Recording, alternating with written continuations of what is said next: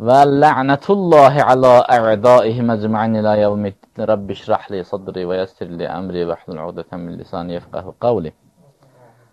Biz keçən bəhsimizdə mənə elə gəlir ki, Peyğəmbərlik məsələsini bitirdik.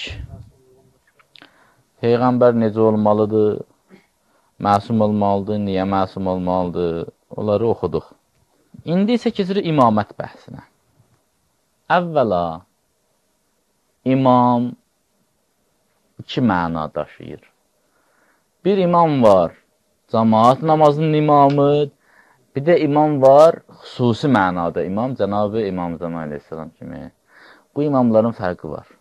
İmam cəmaat, bəli, adil olmalıdır, zalim olmamalıdır və s. və ilə. Amma o məsum imam, o xüsusi məna daşıyan imam, Peyğəmbər qədər məsum olmalıdır. Niyə? Əvvəla ona görə ki, imamların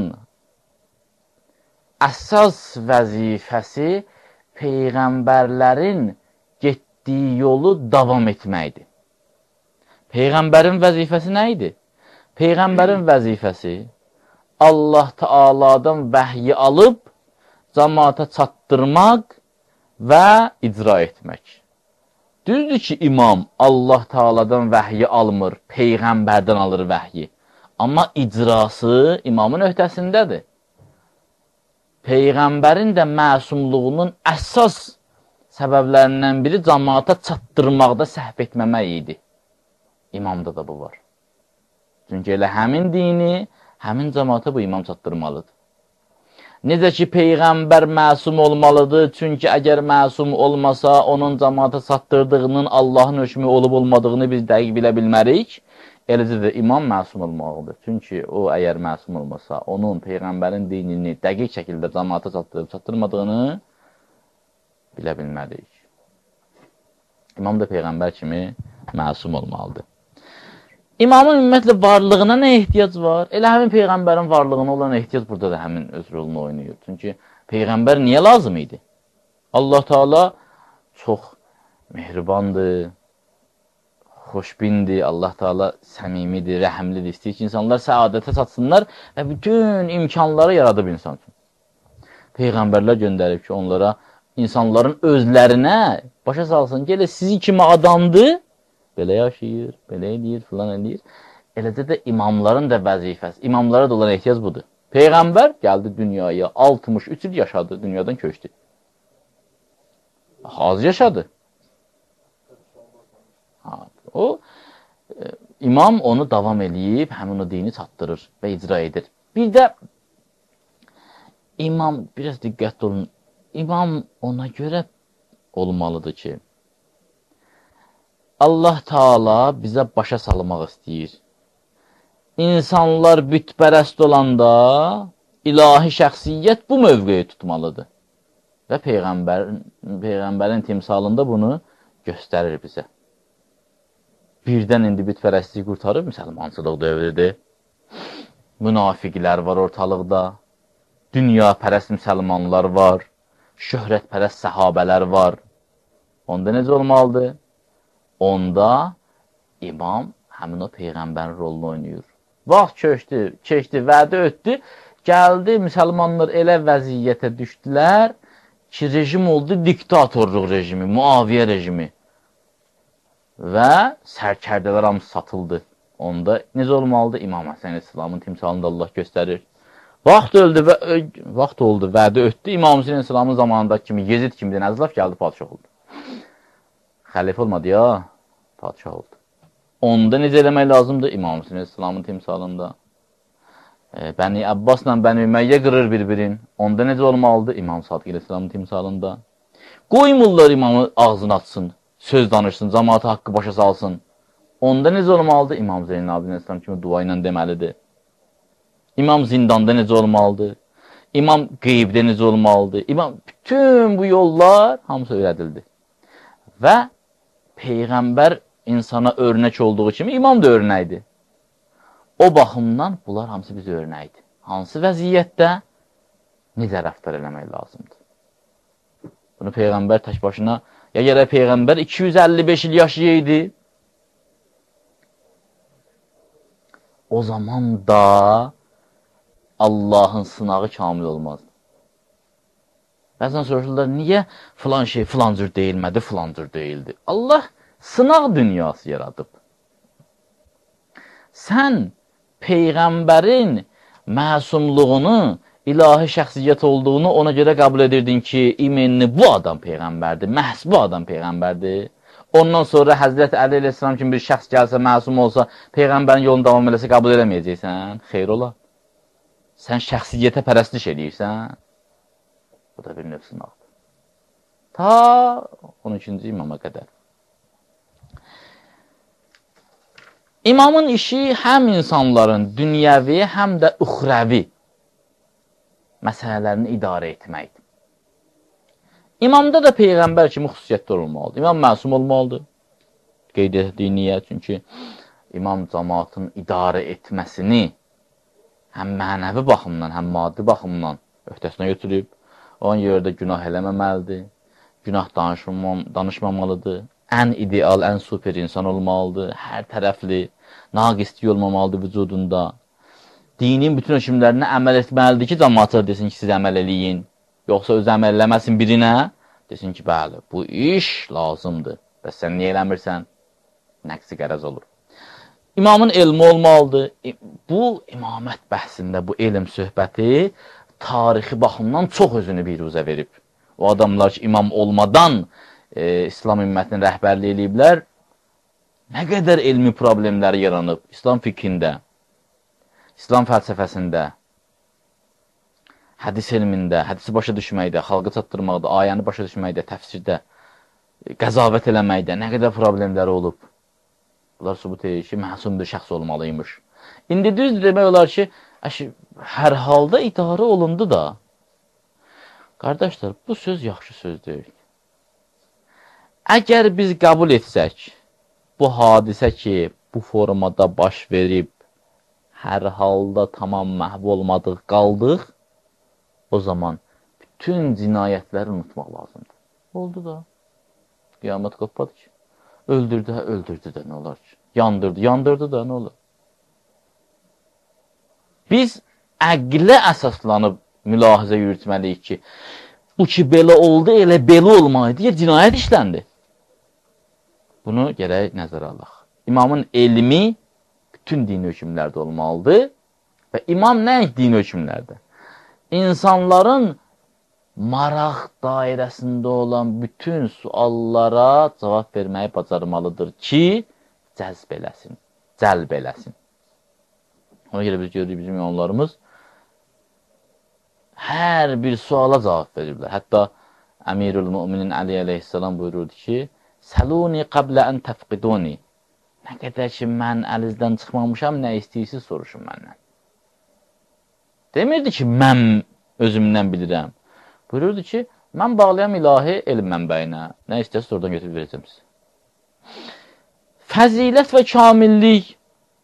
İmamda mərdlik, dəyanət, qeyrət, namus, səxavət, bunlar super səviyyədə olmalıdır. Bunlar hamısı rəhbərliyə lazımdır, cəlb edici şeylərdir. Əgər bir nəfər səxavətli olmaq istəyirsə, kimə baxmalıdır?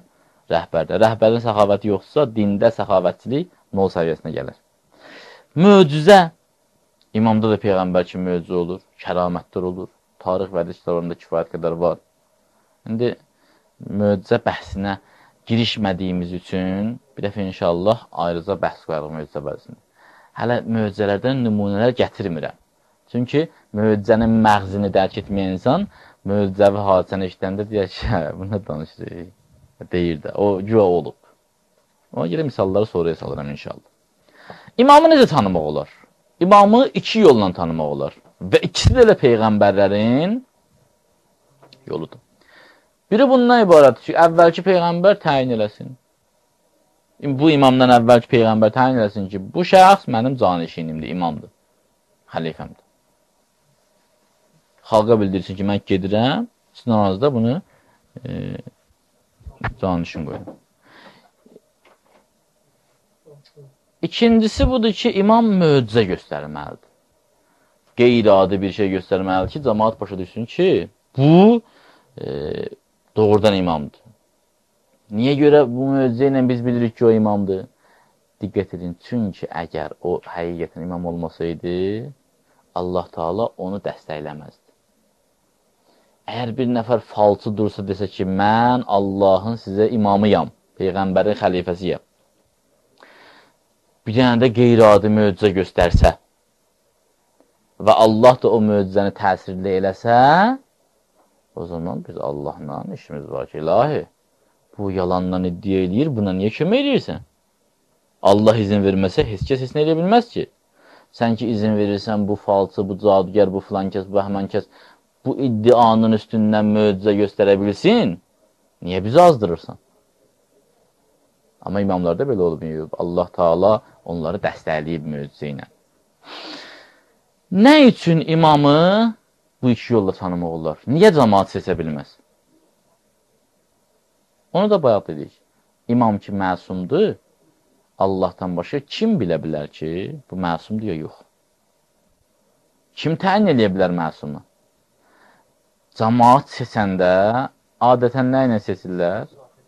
Səs çoxluğu ilə. Zahirən səs çoxluğu ilə. Həm zahirən səs çoxluğu ilə. İndi bir nəfər verdi, pul payladı, 10.000 nəfərdən 9.000 nəfərin aldı ələ. 6.000 nəfərin aldı ələ. Və seçdilər. Durun deyin ki, belə şey olmaz. Mən də gülüm sizə. Hətta bütün müsəlmanlar yekkilir əydəsində, bəli, biz bunu qəbul edirik ki, bu bizim imamımız olsun. Yenə də düzgün olmayacaq. Cəlal deyən. Zahirən sessizliklərdən. Nə bilirsən, bəlkə bütün günahlardan uzaqdır. Dinə də əməl eləyir. Amma bacarığı yoxdur. Amma qorxaqdır. Amma cəsarəti yoxdur. Amma çətin vəziyyətlərdə çıxış yol tapa bilmir. Bunlar hamısı şərtdir. İmamla Peyğəmbərin fərqi, 2 dənə fərqi var. Əsaslı fərq. Birinci fərq budur ki, Peyğəmbər dinin qurucusudur. Dini kim qurur? Peyğəmbər qurur. Tamamilə dini gətirir, şəriət gətirir Peyğəmbər. Allahdan alır, gətirir. İmam isə qoruyucusudur. Zəmanətdir, qarantiyadır. Bizim Peyğəmbərimiz öz dini üçün belə deyək də bir 220 neçə illik zəmanət verdi. O, imamların vasitəsilə. İcra elədi, hə? İkinci fərq budur ki, Peyğəmbər əhkamı Allahdan alır, imam isə Peyğəmbərdən. Allahdan Peyğəmbər vəhiy alır, imam isə Peyğəmbərdən. Vəhiy imenli o şey deyilir ki, din terminində. Vəhiy, məhz o şey deyilir ki, şəriəti gətirsin, əhkam gətirsin.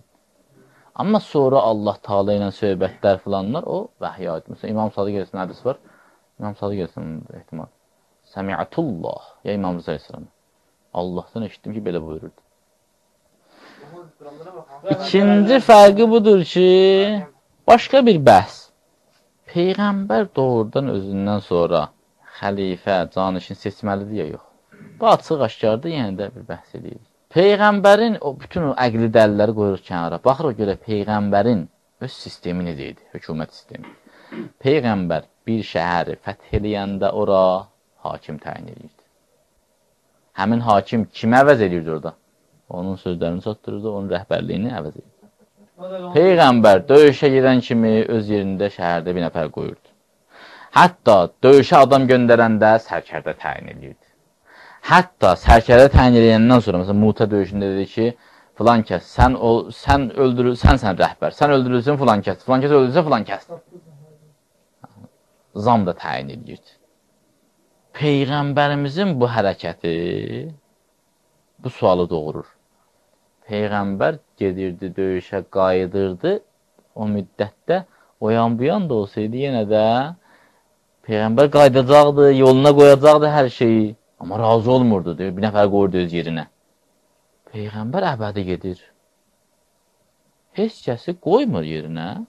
Bunun bir nöqtəsi var, oradan varid ola bilərlər, deyə bilərsiniz ki, əvvəl Peyğəmbər ona görə hakim təyin edirdi ki, hələ din tamam oturmamışdı yerinə, hələ müsəlmanlar tamam bərkiməmişdilər, hələ. Amma sonra hər şey qaydasında idi.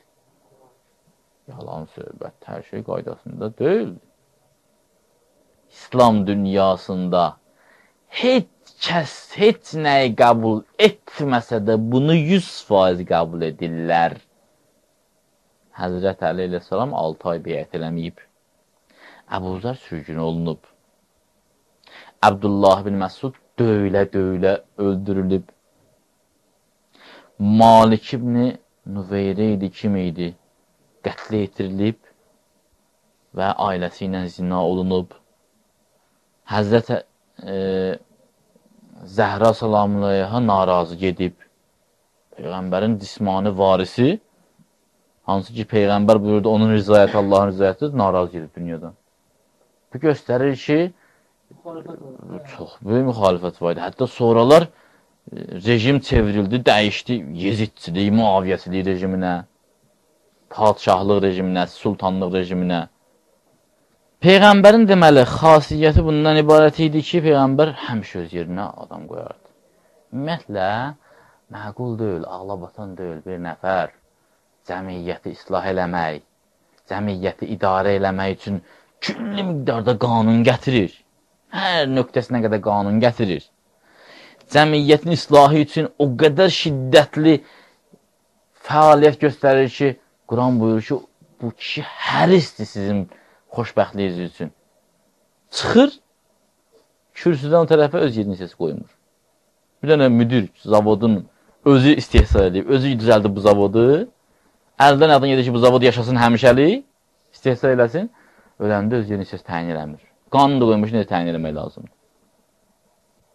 Bu Peyğəmbər yox ha, bu adi zavod müdürünün şəninə yaraşmaz. Peyğəmbərin hədisləri, ilahi, nə qədər hədis var. Xülasəsini deyir, məndən sonra 12 xəlifə olacaq, hamısı Qureyşdəndir. Məndən sonra 12 xəlifə olacaq, hamısı Qureyşdəndir. Və bir çox hədislər də var ki, onların birincisi Həzrəti Əli, sonrası Həzrəti Məhdi əleyhissalamdır. Yazaq. Birinci mətləb. Peyğəmbərlik bəhsində isbat olundu ki, Allah insanları səadətə çatdırmaq üçün Peyğəmbərlər göndərməlidir. Hansıdır Fariz? İkinci mətləb. Peyğəmbər həmişə dünyada qala bilməz. Odur ki, yerinə bir nəfər təyin etməlidir. Üçüncü mətləb. O şəxsə imam deyirlər. Dördüncü mətləb. İmam Peyğəmbərin işini gördüyü üçün Peyğəmbər kimi məsum olmalıdır və şəriətin bütün hökmlərinə əməl etməlidir. İkinci, imam rəhbərlik üçün zəruri olan bütün məlumatlara malik olmalıdır. Mən qısa yazdıram da, bilirsiniz, içində nə var bunun. Neçənci mətləb idi bu? Onda yazın 6-cı. İmam da Peyğəmbər kimi örnək olduğu üçün bütün yüksək insani keyfiyyətlərə malik olmalıdır. 7-ci mətləb. İmamı iki yolla tanımaq olar. A bəndi. Əvvəlki Peyğəmbər və yaxud imam onu təyin etməlidir. B bəndi. Öz imamətini isbatlamaq üçün möcüzə göstərməlidir. 8-ci mətləb. Allahdan, Peyğəmbərdən və imamdan başqa heç kəs və heç bir cəmiyyət imamın kim olduğunu bilə bilməz. Çünki yalnız məsumu tanıya bilər. 9-cu mətləb. İmamın Peyğəmbərlə iki fərqi var. A. Peyğəmbər dinin qurucusu, burada bir də nəsr-i müsəccə yazaq. İmam isə qorucusudur. B. Peyğəmbər əhkamı vəhiy vasitəsilə, imam isə Peyğəmbər vasitəsilə əldə edir. 10-cu mətləb. Ağıllı bir vəzifə sahibi, əgər öz missiyasının toxunulmazlığını istəyirsə, özündən sonraki dövr üçün canişin təyin etməlidir. 11-ci mətləb. Peyğəmbərimiz də ömrü boyu bu ənənəyə sadiq qalaraq müharibələrdə sərkərdə təyin edir. Bir şəhəri fəth edərkən hakim təyin edirdi. Yazın 12. Necə ola bilər ki, qısa müddət üçün canişin təyin edir, lakin özündən sonraki qiyamətə qədər olan dövr üçün heç nə fikirləşmir. 13-cü mətləb. Əlimizdəki mötəbər tarixi sənədlərə əsasən Peyğəmbərimiz bunu fikirləşmiş və buyurmuşdur. Məndən sonra hamısı Qureyşdən olan 12 xəlifəm olacaq. Onların birincisi Əli, sonuncusu isə Məhdi əleyhissalamdır. Vəssalamu aleykum və rəhmətullah və bərəkatuhu.